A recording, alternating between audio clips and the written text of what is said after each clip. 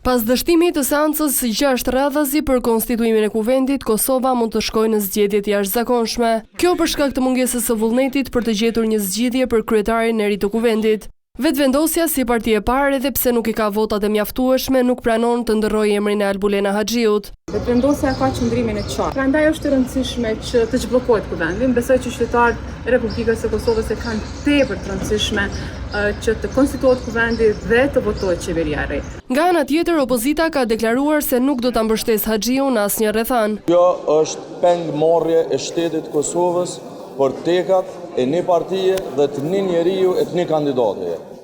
Si kur dëshironin zgjidhje, kam pas mundësi edhe sot, kam pas mundësi edhe pardje, kam pas mundësi edhe para 4 ditësh, njëjtën mundësi e kanë edhe pas nesër, që të ndrojnë kandidatin sepse nuk imponohet kandidati kurse ki shumicën parlamentare. Problemi themelor pra është që këta s'kanë shumicë parlamentare, nuk kanë numra, si thuhet, për ta bërë qeverinë. Mimoza Kusari Lila nga vetvendosje tha se kjo situatë nuk mund të vazhdojë përgjithmonë. Është e parapar edhe me Kushtetutën e Republikës së Kosovës se 30 ditë pas certifikimit të rezultatit zgjedhor është e parapar që të konstituohet kuvendi.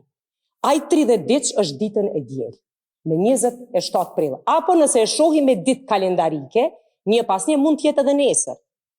Do të thotë se marsi ka pasur 31 ditë, prandaj kjo situatë nuk është se mundet të shkojë tërësisht në pafundësi, mund të sjellë në një rrethan krejtësisht tjetër, ku diskutimi i përbashkët me subjektet politike po afrohet gradualisht një datë tjetër e zgjedhjeve.